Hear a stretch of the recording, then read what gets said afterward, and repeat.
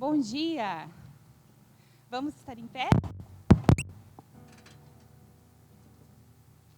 Que dia precioso que o Senhor nos deu nesta manhã, para juntos, em comunidade, louvarmos a Deus. E nós temos estudado a carta de Efésios, no curso que o Olavo está compartilhando conosco, e na última aula, lá no versículo 18, o apóstolo escreve que deixem-se encher do Espírito. E isso se dá, o Olavo compartilhou conosco, que isso também se dá por meio de louvores e cânticos em adoração. Então hoje também há um convite a nós, para nós juntos louvarmos ao Senhor, cantarmos ao Senhor canções que engrandecem o nome do nosso Senhor Jesus. Amém? Vamos cantar?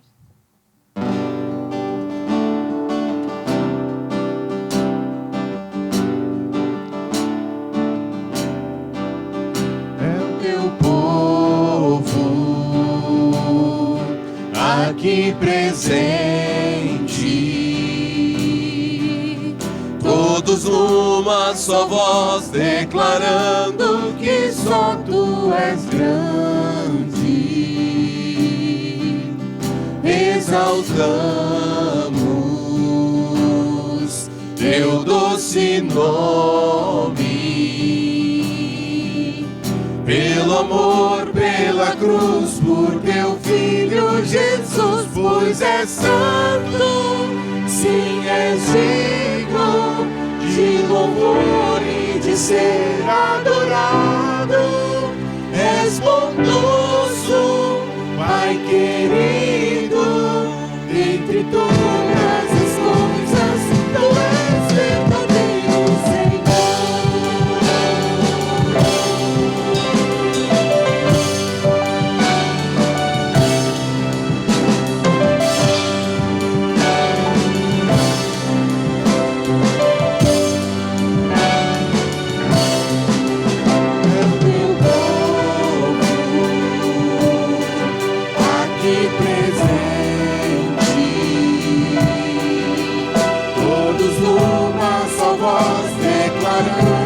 que só Tu és grande. Exaltamos Teu doce nome, pelo amor, pela cruz, por Teu Filho Jesus, pois és santo, sim, és digno de louvor e de ser adorado.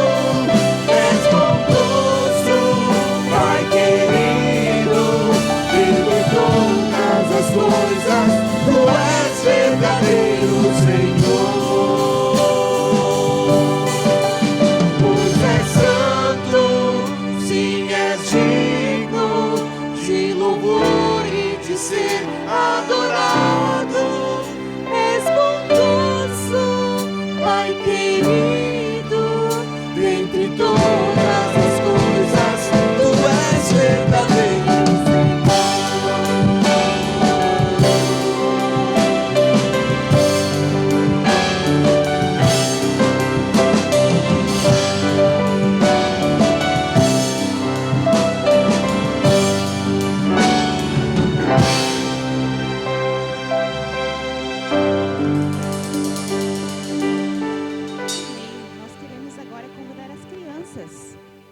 Ajudarem nessa próxima música.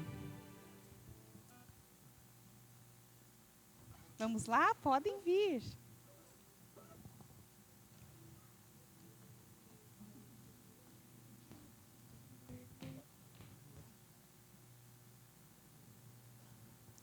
Então, crianças, quando a gente constrói uma casa, a gente constrói uma casa na rocha ou na areia? Na rocha. Então, é sobre essa canção que a gente vai cantar agora, né? Jesus ensinou por meio de uma parábola que nós devemos construir a nossa casa sobre a rocha, que é a palavra de Deus. Vamos cantar então? Bem forte?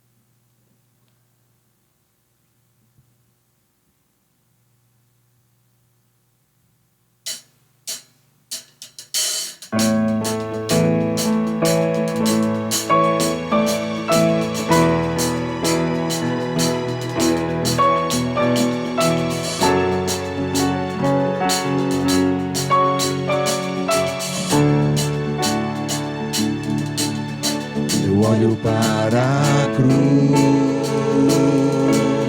e para a cruz eu vou, no seu sofrer participar, na sua obra eu vou cantar, meu Salvador.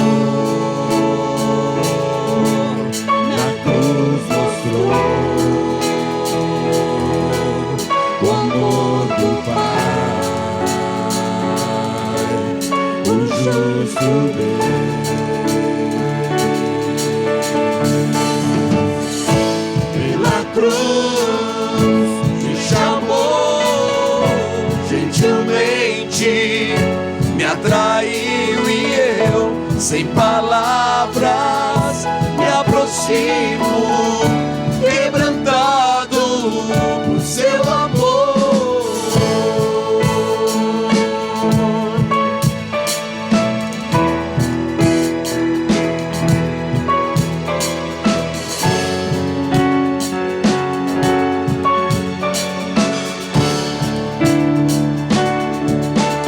Nesse da vida,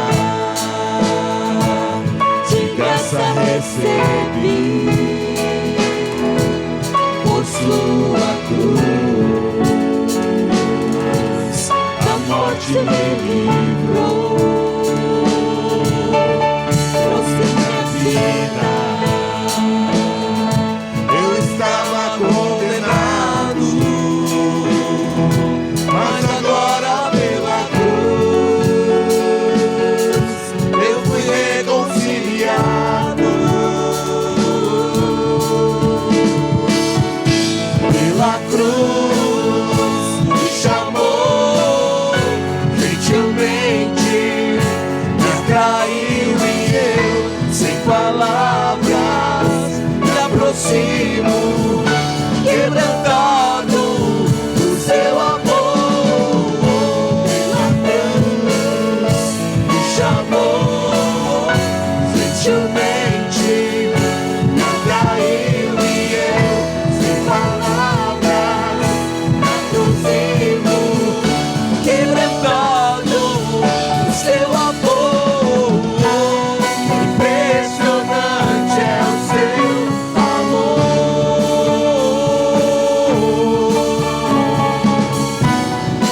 Me redimiu e me mostrou o quanto é fiel. Impressionante é o seu amor.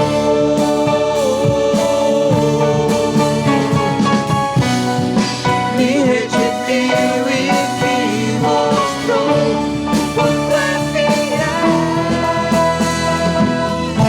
Pela cruz me chamou, gentilmente me atraiu e eu, sem palavras, me aproximo, quebrantado por seu amor. Pela cruz me chamou, gentilmente me atraiu e eu, sem palavras, me aproximo, quebrantado por seu amor.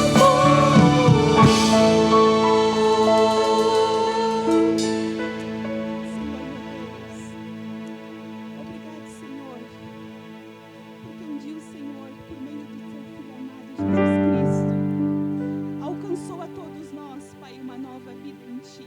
E nós podemos, Senhor, ter uma nova história, um novo caminho. Obrigado, Senhor, porque hoje é um dia que nós nos reunimos aqui para Te adorar. Obrigado, Senhor, porque as Tuas misericórdias foram renovadas mais uma vez sobre as nossas vidas. Nos ajuda, Pai, a Te adorarmos verdadeiramente como o Senhor deseja, Pai. Muito obrigado, Senhor, pela Tua presença também entre nós. Receba, Senhor, os nossos louvores. Receba, Senhor, a nossa adoração.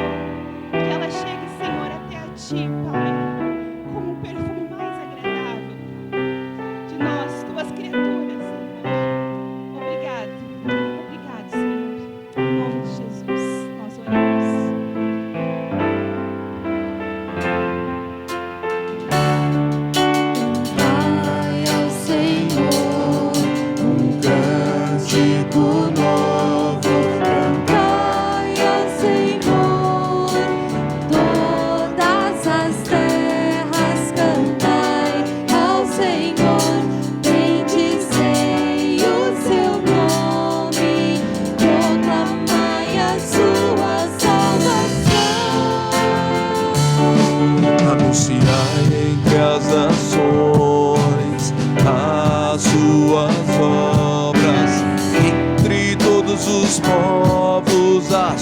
suas maravilhas, porque grande é o Senhor, muito digno de ser louvado, mais temível do que falsos deuses.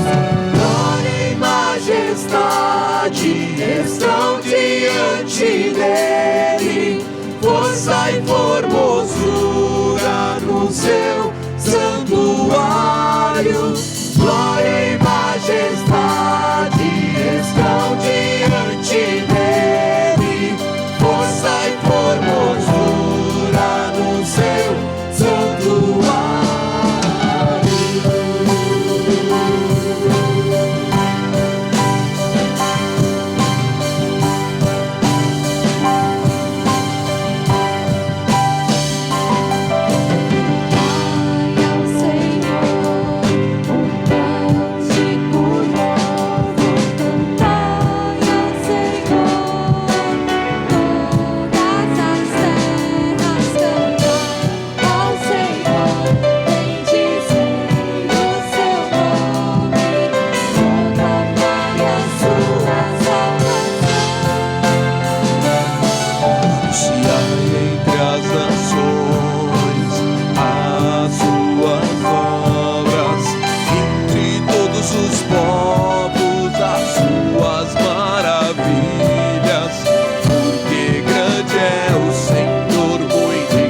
Ser louvado, mais temível do que falsos deuses. Glória e majestade estão diante dele, força e formosura no seu santuário. Glória e majestade estão diante dele, força e formosura no seu santuário. Glória e majestade estão diante dele, força e formosura no seu santuário. Glória e majestade estão diante dele, força e formosura no seu santuário.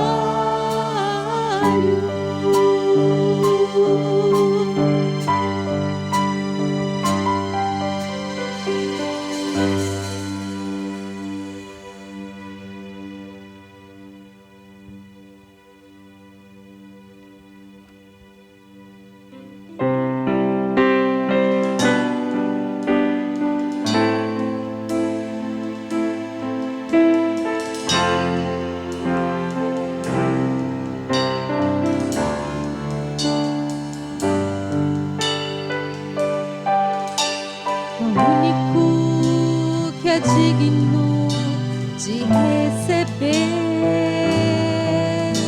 a honra e a glória, a força e o poder ao Rei eterno, imortal, invisível, mais real. A Ele ministramos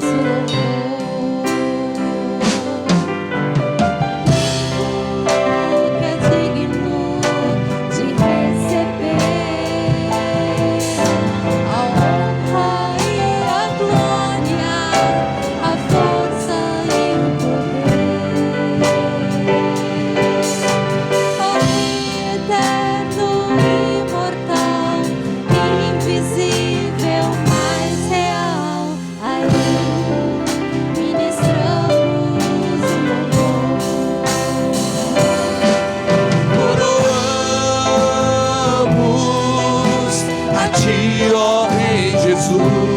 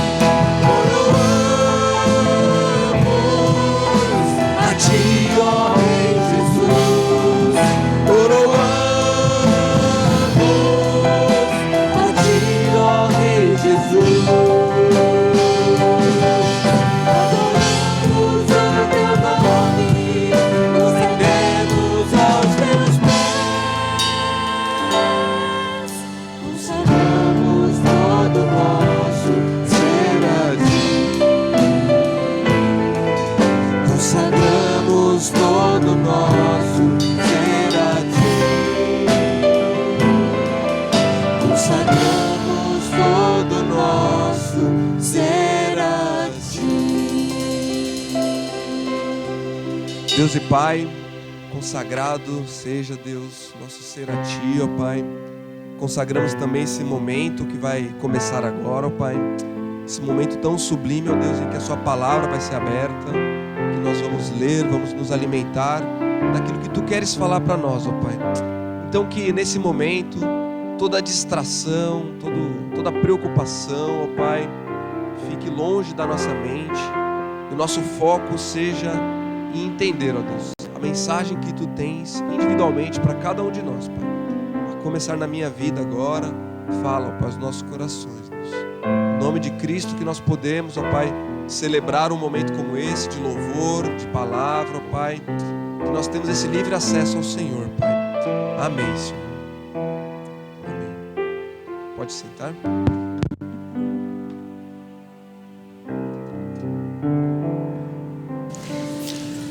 Bom dia mais uma vez. Coroamos a Ti, ó Rei Jesus. Essa é uma ótima maneira de nós começarmos a nossa mensagem de hoje, né? Quero pedir que você faça a gentileza de colocar o seu celular aí no modo avião, para que nós não sejamos distraídos aí pelas mensagens que chegam. E quero convidá-lo a abrir a sua Bíblia no Evangelho de João, no capítulo 15. João, capítulo 15. E o tema da nossa mensagem hoje é Jesus, a videira verdadeira. João, capítulo 15, nós vamos ler todo o capítulo, são apenas 27 versículos. Nós vamos ler então o capítulo inteiro. João, capítulo 15. Eu vou ler aqui na minha Bíblia e você acompanha aí na sua tradução. Diz assim a palavra de Deus: Eu sou a videira verdadeira e meu Pai é o agricultor. Todo ramo que estando em mim não dá fruto, ele corta. E todo que dá fruto, ele poda, para que dê mais fruto ainda. Vocês já estão limpos pela palavra que lhes tenho falado. Permaneçam em mim e eu permanecerei em vocês. Nenhum ramo pode dar fruto por si mesmo, se não permanecer na videira. Vocês também não podem dar fruto, se não permanecerem em mim. Eu sou a videira, vocês são os ramos. Se alguém permanecer em mim e eu nele, esse dará muito fruto, pois sem mim vocês não podem fazer coisa alguma. Se alguém não permanecer em mim, será como o ramo que é jogado fora e seca. Tais ramos são apanhados, lançados ao fogo e queimados. Se vocês permanecerem em mim e as minhas palavras permanecerem em vocês, pedirão o que quiserem e lhes será concedido. Meu Pai é glorificado pelo fato de vocês darem muito fruto, e assim serão meus discípulos. Como o Pai me amou, assim eu os amei. Permaneçam no meu amor. Se vocês obedecerem aos meus mandamentos, permanecerão no meu amor, assim como tenho obedecido aos mandamentos de meu Pai e em seu amor permaneço. Tenho-lhes dito estas palavras para que a minha alegria esteja em vocês e a alegria de vocês seja completa. O meu mandamento é este: amem-se uns aos outros como eu os amei. Ninguém tem maior amor do que aquele que dá a sua vida pelos seus amigos. Vocês serão meus amigos se fizerem o que lhes ordeno. Já não os chamo servos, porque o servo não sabe o que o seu senhor faz. Em vez disso, eu os tenho chamado amigos, porque tudo que ouvi de meu Pai, eu lhes tornei conhecido. Vocês não me escolheram, mas eu os escolhi para irem e darem fruto, fruto que permaneça, a fim de que o Pai lhes conceda o que pedirem em meu nome. Este é o meu mandamento: amem-se uns aos outros. Se o mundo os odeia, tenham em mente que antes me odiou. Se vocês pertencessem ao mundo, ele os amaria como se fossem dele. Todavia, vocês não são do mundo, mas eu os escolhi tirando-os do mundo. Por isso o mundo os odeia. Lembrem-se das palavras que eu lhes disse. Nenhum escravo é maior do que o seu senhor. Se me perseguiram, também perseguirão vocês. Se obedeceram à minha palavra, também obedecerão a de vocês. Tratarão assim vocês por causa do meu nome, pois não conhecem aquele que me enviou. Se eu não tivesse vindo e lhes falado, não seriam culpados de pecado. Agora, contudo, eles não têm desculpa para o seu pecado. Aquele que me odeia também odeia o meu Pai. Se eu não tivesse realizado no meio deles obras que ninguém mais fez, eles não seriam culpados de pecado. Mas agora eles as viram e odiaram a mim e a meu Pai. Mas isto aconteceu para se cumprir o que está escrito na lei deles: odiaram-me sem razão. Quando vier o conselheiro, que eu enviarei a vocês da parte do Pai, o Espírito da verdade que provém do Pai, ele testemunhará a meu respeito. E vocês também testemunharão, pois estão comigo desde o princípio. Como que nós fazemos para estudar a Bíblia do jeito certo? Uma pessoa que quer estudar a Bíblia corretamente, ela precisa fazer duas perguntas. Primeira, qual o significado do texto e como que eu posso aplicar esse texto para a minha vida hoje? Qual que é o significado de João capítulo 15? E a vantagem de nós estudarmos expositivamente o Evangelho de João, nós estudamos os 14 capítulos anteriores, isso facilita muito nós entendermos o capítulo 15, porque nós temos aqui todo o contexto. E qual que é o sentido, então, de João 15? Jesus está dizendo aqui que ele é o verdadeiro Messias de Israel. Ao longo do Evangelho de João, nós encontramos como os fariseus procuram o tempo todo dizer que Jesus não é o Messias, dizer que Jesus é um falso Messias, um falso profeta. Eles chegam ao ponto de dizer que Jesus é alguém endemoniado, alguém possuído pelo diabo. Então, em João capítulo 15, o que Jesus está dizendo aqui, ele está afirmando que ele é o verdadeiro Messias de Israel. Eu sou a videira verdadeira e meu pai é o agricultor. Todo judeu que ouvisse essa frase, imediatamente lembraria de um texto do Velho Testamento que eu gostaria que nós lêssemos agora. Deixa a sua Bíblia marcada aqui em João 15 e abra comigo em Isaías capítulo 5. Nós vamos ler dos versos 1 a 7. Isaías capítulo 5, de 1 a 7. A videira, ou como nós chamamos aqui na nossa região, a parreira, ela é um símbolo do povo de Israel, um símbolo da nação de Israel. Isaías capítulo 5, de 1 a 7. Cantarei para o meu amigo o seu cântico a respeito de sua vinha. Meu amigo tinha uma vinha na encosta de uma fértil colina. Ele cavou a terra, tirou as pedras e plantou as melhores videiras. Construiu uma torre de sentinela e também fez um tanque de prensar uvas. Ele esperava que desse uvas boas, mas só deu uvas azedas. Agora, habitantes de Jerusalém e homens de Judá, julguem entre mim e a minha vinha. Que mais se poderia fazer por ela que eu não tenha feito? Então, por que só produziu uvas azedas quando eu esperava uvas boas? Pois eu lhes digo o que vou fazer com a minha vinha. Derrubarei a sua cerca para que ela seja transformada em pasto. Derrubarei o seu muro para que seja pisoteada. Farei dela um terreno baldio, não será podada nem capinada. Espinheiros e ervas daninhas crescerão nela. Também ordenarei às nuvens que não derrubem chuva sobre ela, não derramem chuva sobre ela.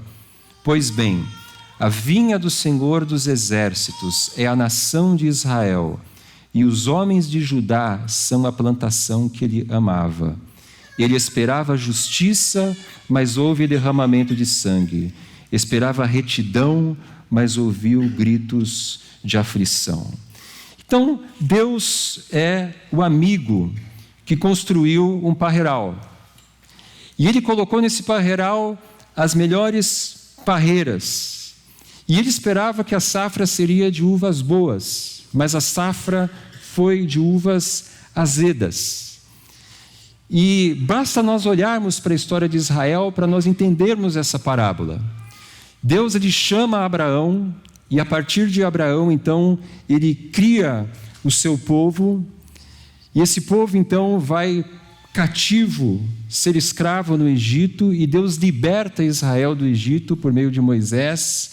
Deus deu a lei a Israel no Monte Sinai. Deus deu a Israel a terra prometida. Deus deu todas as condições para que o seu povo o amasse, para que o seu povo o honrasse, para que seu povo o obedecesse. E quando nós olhamos para a história de Israel no Antigo Testamento, nós vemos um povo rebelde, um povo idólatra.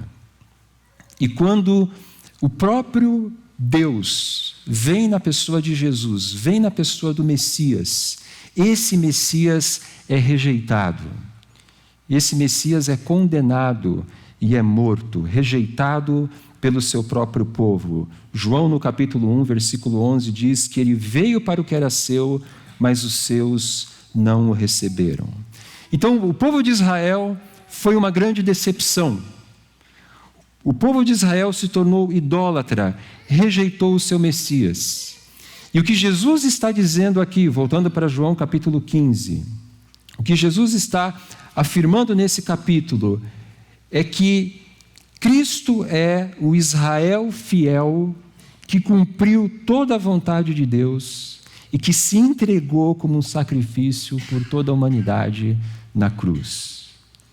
Se o povo de Israel foi infiel, Cristo é o Israel fiel que cumpriu toda a vontade de Deus. Então, quando ele diz, eu sou a videira verdadeira e meu pai é o agricultor, é isso que ele está dizendo. Eu sou o verdadeiro Messias. Tudo isso que está sendo dito sobre mim pelos fariseus, que dizem que eu sou um falso profeta, isso é mentira. Eu sou o verdadeiro Messias de Israel. E Jesus, ele cria também uma nova comunidade, uma comunidade formada pelos seus discípulos e que também é odiada pelos fariseus. Ele vai falar sobre isso ali no capítulo 15, versículos 18 a 25. Agora, imagine você fazendo parte dessa comunidade de Jesus. E por onde você fosse com Jesus, você encontraria líderes religiosos e líderes religiosos importantes. Homens que conheciam a lei de Moisés, homens que tinham uma reputação no meio do povo. Esses homens, esses líderes importantes, dizendo o tempo todo que esse Jesus é um falso Messias e que essas pessoas que seguem a ele estão enganadas. Esse é o contexto de João capítulo 15. E como que Jesus encoraja então os seus discípulos em meio a essa forte oposição que eles experimentavam? A resposta de Jesus está lá nos versículos 4, 5 e 9. Ele diz, permaneçam em mim, permaneçam no meu amor. Então agora voltando àquelas duas primeiras perguntas aí do início da nossa mensagem. Qual o significado do texto e como que nós podemos aplicar esse texto para nós hoje? O sentido do texto, Jesus se apresenta como o verdadeiro Messias, como o Israel fiel, e ele encoraja os seus discípulos a perseverar mesmo em meio à oposição. Como que nós podemos aplicar esse texto para as nossas vidas? Qual que é a relevância de João 15 para hoje? Bom, de um certo modo, as coisas não mudaram, porque muitas pessoas rejeitam a Jesus. Muitos dizem que aqueles que seguem a Cristo estão enganados, que nós somos fanáticos, que nós somos pessoas bitoladas, que nós somos pessoas ignorantes. Muitos afirmam que o cristianismo está ultrapassado, que as nossas doutrinas ensinam uma visão de mundo ultrapassada, machista, retrógrada, Muitos até dizem que a Bíblia está desatualizada, que ela precisaria ser atualizada e mudar muita coisa. E a resposta de Jesus para nós, diante dessa oposição que nós enfrentamos hoje, é a mesma resposta que ele deu para os seus primeiros discípulos: permaneçam em mim, permaneçam no meu amor. E eu quero ver com vocês hoje 3 verdades que João 15 nos ensina sobre ser discípulo de Cristo. 3 verdades que João 15 nos ensina. O discípulo está unido a Cristo, o discípulo está submisso a Cristo, o discípulo está a serviço de Cristo. Eu vou repetir. O discípulo está unido a Cristo, o discípulo está submisso a Cristo, o discípulo está a serviço de Cristo. Então, em primeiro lugar, o discípulo está unido a Cristo. João 15,5 diz: eu sou a videira, vocês são os ramos. E evidentemente que os ramos também são a videira. Os ramos fazem parte da videira. Ou seja, nós estamos tão unidos a Cristo quanto o ramo está unido à videira. Essa união entre nós e Cristo, ela não acontece porque nós somos pessoas boas. Cristo não olhou para nós e disse assim: nossa, olha que gente boa, que gente legal, que gente religiosa. Puxa vida, essas pessoas são tão boas que eu vou fazer com que elas sejam unidas a mim. A Bíblia diz que nós não somos pessoas boas. Nós somos pecadores. E o nosso pecado nos afasta de Deus. Existe um abismo intransponível entre nós e Deus. As nossas boas obras não conseguem atravessar esse abismo. A nossa religiosidade não consegue atravessar esse abismo. A única coisa capaz de unir o abismo entre nós e Deus é Jesus Cristo. E por isso Ele morreu pelos nossos pecados. Por isso que Jesus morreu na cruz. Porque na cruz Ele estava morrendo pelos nossos pecados. Ele estava pagando a nossa dívida impagável. E por causa do seu sacrifício na cruz, nós agora podemos estar unidos a Ele. Como disse o Timothy Keller, na famosa frase que ele sempre citava: somos muito piores do que imaginamos. Somos muito mais amados do que poderíamos sonhar. Somos muito piores do que imaginamos. Por causa disso, Jesus precisou ir para a cruz. Somos muito mais amados do que poderíamos sonhar. Por causa do amor de Cristo, Ele desejou ir para a cruz, morrer no nosso lugar. Ele é então essa ponte que nos liga ao Pai. Como nós vimos na semana passada: eu sou o caminho, a verdade e a vida. Ninguém vem ao Pai a não ser por mim. João 14:6.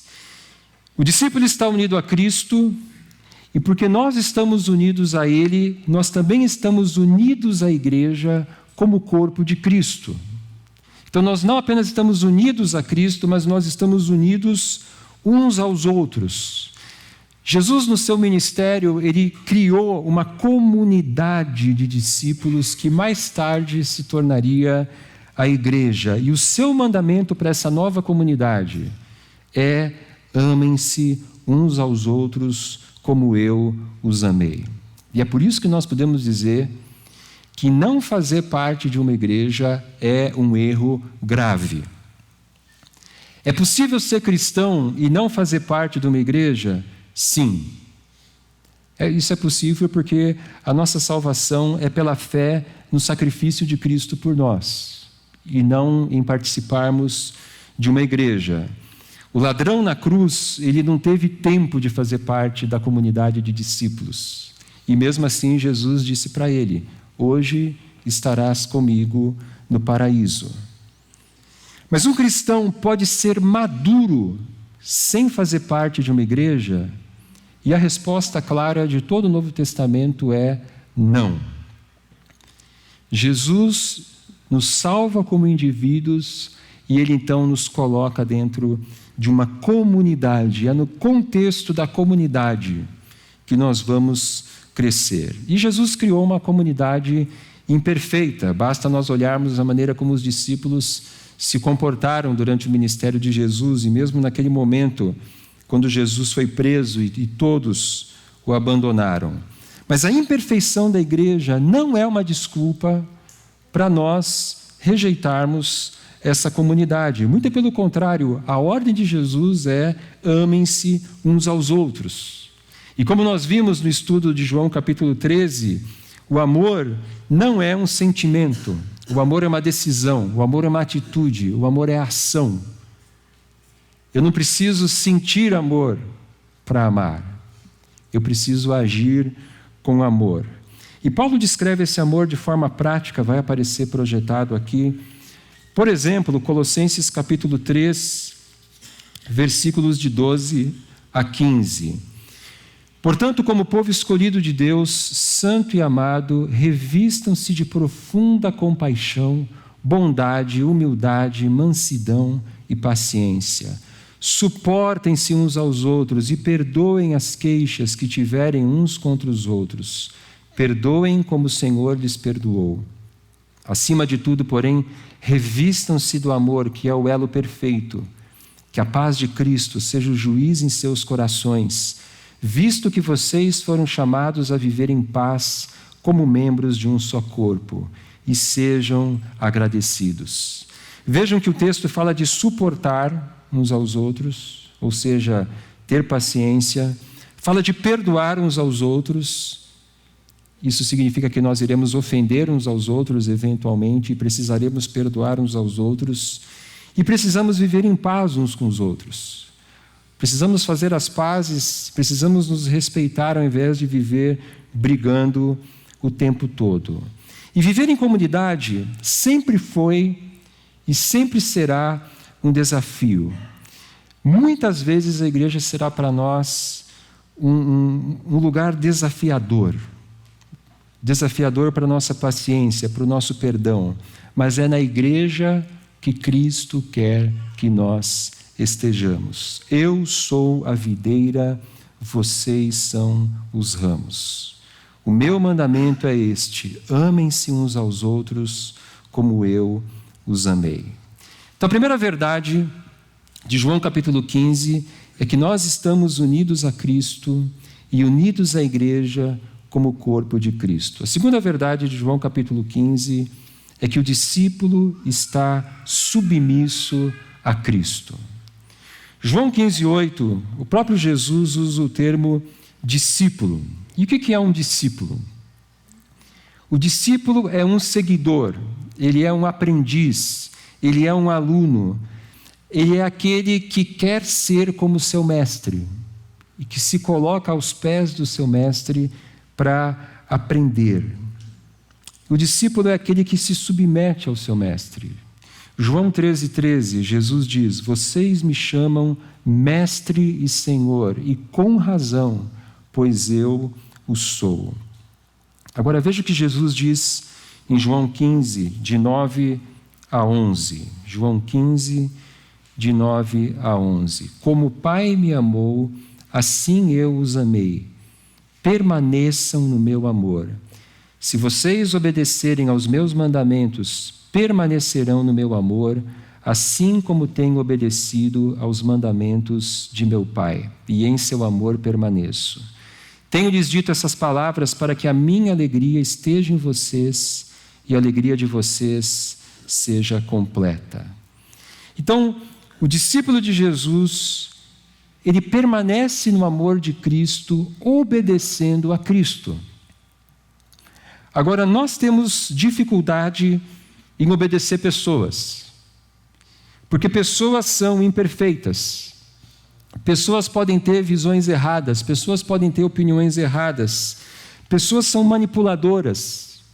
Muitas vezes as pessoas podem querer usar a nossa obediência como uma maneira de tirar proveito de nós. Nós temos a tendência de dizer: se há governo, sou contra.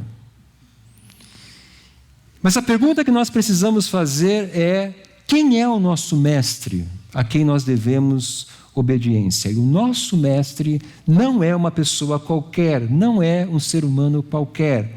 O nosso mestre é Cristo. E ele não tem segundas intenções, ele não tem uma agenda oculta. Muito pelo contrário, ele entregou a sua vida por nós. Versículo 13 diz: ninguém tem maior amor do que aquele que dá a sua vida pelos seus amigos. Tudo aquilo que Jesus nos ordena, ele nos ordena para o nosso bem. Nunca para nos explorar, nunca para nos degradar.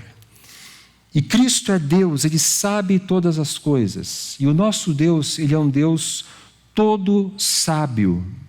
Ele é um Deus perfeito. E é por isso que nós podemos dizer que a vontade de Deus, ela é sempre boa, perfeita e agradável. Romanos 12:2, não se amoldem ao padrão deste mundo, mas transformem-se pela renovação da sua mente, para que vocês sejam capazes de experimentar e comprovar a boa, agradável e perfeita vontade de Deus. Então, pessoas podem tentar se aproveitar de nós, pessoas podem tentar nos manipular, pessoas podem ter opiniões erradas, pessoas podem ter segundas intenções, mas Cristo é Deus que sabe o que é melhor para nós e que entregou a sua vida por nós. E por essa razão nós podemos confiar nele. Nós podemos nos submeter a ele sem medo, nós podemos fazer a vontade dele sem o temor de que aquilo não será o melhor para nós. E é muito interessante a relação entre amor, obediência e alegria. Se nós amarmos a Cristo, nós iremos obedecê-lo. E se nós o obedecermos, nós experimentaremos alegria. Versículo 11. Tenho-lhes dito estas palavras para que a minha alegria esteja em vocês e a alegria de vocês seja completa. Então, o filho que confia no seu pai, ele obedece o seu pai, porque ele sabe que o seu pai deseja o melhor para ele, ou a sua mãe. A tendência de uma criança pequena é ser ou querer ser independente. Então, por exemplo, uma criança pequena ela pode querer atravessar a rua sozinha. Mas todo adulto sabe que é extremamente perigoso que uma criança pequena atravesse a rua sozinha. A criança não tem noção de distância, a criança não tem noção da velocidade de um carro, a criança não tem noção de onde os carros podem vir. E elas precisam de um adulto que segure na sua mão e a conduza. E nós somos assim também. A vida é perigosa, nós não sabemos como viver da maneira certa. E quando nós obedecemos a Cristo, nós somos como essa criança que segura na mão daquele que sabe todas as coisas, daquele que sabe o que é melhor para nós e daquele que irá nos conduzir da melhor maneira. A obediência produz alegria, mas muitas vezes nós achamos que se nós obedecermos a Deus, se nós fizermos a vontade de Deus, nós não vamos ser felizes. Olha, eu vou ganhar muito dinheiro se eu fizer esse negócio, mas esse negócio é ilícito. Será que eu obedeço a Deus? Ou faço a minha vontade? Olha, eu vou ser muito feliz namorando essa pessoa, mas essa pessoa não é cristã, essa pessoa não tem compromisso com Cristo. Será que eu sigo o meu coração? Ou será que eu faço a vontade de Deus? Olha, se eu mexer os pauzinhos, se eu falar mal de certas pessoas para certas pessoas aqui na empresa, se eu colocar certas pessoas contra certas pessoas aqui na empresa, é só uma questão de tempo e eu consigo um cargo de gerente, um cargo de diretor. Será que Deus quer que eu conquiste um cargo fazendo politicagem? Se Deus quiser que você prospere, você vai prosperar fazendo alguma coisa lícita. Se Deus quiser que você tenha uma namorada, um namorado, Deus vai te dar uma pessoa comprometida com Jesus no tempo dele. Se você quer um cargo na sua empresa, um cargo importante, Deus vai te dar esse cargo sem você precisar fazer politicagem. No primeiro momento pode parecer muito difícil fazer a vontade de Deus. Hebreus 12:11 diz: nenhuma disciplina parece ser motivo de alegria no momento, mas sim de tristeza. Mais tarde, porém, produz fruto de justiça e paz para aqueles que por ela foram exercitados. Mais tarde, se você fizer a vontade de Deus, mais tarde, você vai dizer assim: valeu a pena obedecer a Deus. Que bom que eu não fiz a minha vontade. Que bom que eu não segui o meu coração. Que bom que eu fui obediente a Deus. Valeu a pena ser obediente a Deus. Então o discípulo está unido a Cristo, o discípulo está submisso a Cristo, o discípulo está a serviço de Cristo. João 15:8 diz: meu Pai é glorificado pelo fato de vocês darem muito fruto, e assim serão meus discípulos. E no versículo 5, Jesus diz que nós dependemos totalmente dele para produzirmos esse fruto. Sem mim, vocês não conseguem fazer coisa nenhuma. Meu Pai é glorificado pelo fato de vocês darem muito fruto. De que fruto que Jesus está falando? A gente pode pensar em 3 frutos. Primeiro, Jesus está falando do fruto de um caráter transformado. Ele fala de obediência nos versículos 10 e 14, de amor no versículo 12, de alegria no versículo 11. E isso nos lembra o fruto do Espírito lá em Gálatas 5, 22 e 23. Mas o fruto do Espírito é amor, alegria, paz, paciência, amabilidade, bondade, fidelidade, mansidão, domínio próprio. Então, a nossa submissão a Cristo, na dependência do Espírito Santo, produzirá em nós um caráter transformado. E esse é um processo que vai levar a nossa vida toda. Até nós morrermos, nós estaremos nesse processo de transformação. Nós nunca seremos perfeitos, mas nós podemos a cada dia amadurecer. Nós devemos nos esforçar a cada dia para sermos mais parecidos com Cristo. Em segundo lugar, Jesus está falando aqui do fruto de perseverarmos diante da oposição das pessoas. Veja os versículos 18 a 21, João 15, 18 a 21. Se o mundo os odeia, tenham em mente que antes me odiou. Se vocês pertencessem ao mundo, ele os amaria, como se fossem dele. Todavia, vocês não são do mundo, mas eu os escolhi tirando-os do mundo. Por isso o mundo os odeia. Lembrem-se das palavras que eu lhes disse: nenhum escravo é maior do que o seu senhor. Se me perseguiram, também perseguirão vocês. Se obedeceram a minha palavra, também obedecerão a de vocês. Tratarão assim vocês por causa do meu nome, pois não conhecem aquele que me enviou. Então nós não devemos estranhar o fato de que o mundo nos odeia. Nós seremos rejeitados pelas pessoas, nós seremos criticados, nós seremos desprezados, nós seremos perseguidos. E isso não deveria nos surpreender. Muito pelo contrário, nós devemos esperar que isso aconteça. E tampouco isso deveria nos intimidar. Nós não devemos nos assustar, não devemos nos intimidar. Isso vai acontecer na família, isso vai acontecer no trabalho, isso vai acontecer na universidade. As pessoas vão rotular você, vão desprezar você, vão tratar você de forma preconceituosa por você ser cristão. E o que nós fazemos diante dessa oposição? Nós perseveramos, nós continuamos firmes na fé. E nós não devemos devolver na mesma moeda que essas pessoas. Nós não devemos devolver a rejeição com rejeição, o desprezo com desprezo, o ódio com o ódio. De maneira nenhuma, nós devemos agir como discípulos de Jesus. E os discípulos de Jesus agem com amor. Como Jesus disse, nós devemos amar os nossos inimigos e orar por aqueles que nos perseguem.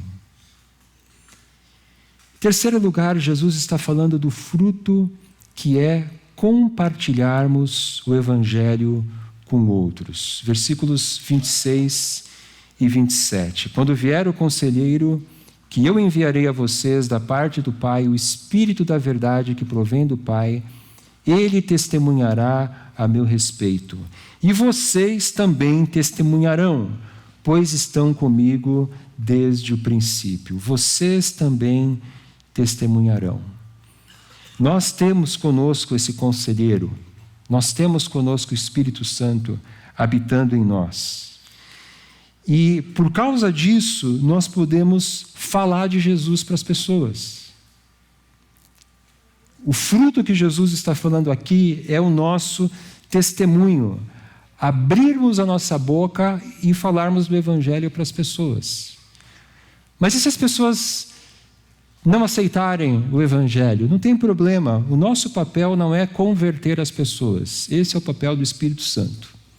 O nosso papel é abrirmos a boca e compartilharmos o Evangelho. E você está aqui hoje, eu estou aqui hoje, porque alguém te amou o suficiente para compartilhar o Evangelho com você. E não existe presente melhor do que a gente conhecer a Cristo. Então faça a mesma coisa. Ame as pessoas apresentando o Evangelho a elas. Ame aqueles que rejeitarem você, desprezarem você, tratarem você preconceituosamente, apresentando o Evangelho a elas. Então esses são 3 frutos que Cristo tem para a nossa vida. Um caráter transformado, a perseverança diante da oposição e o nosso testemunho do Evangelho. Para concluir, 3 verdades que nós aprendemos hoje. O discípulo está unido a Cristo, o discípulo está submisso a Cristo, o discípulo está a serviço de Cristo. E eu queria te perguntar, de tudo que você ouviu nessa manhã, o que mais desafiou você? O que mais desafiou você? Feche os seus olhos, curva a sua cabeça, o pessoal do louvor já pode vir aqui para frente. Dedique agora 2 minutos para você refletir e orar com base no que você ouviu nessa manhã, responder a Deus a mensagem que você ouviu e depois disso eu vou encerrar orando.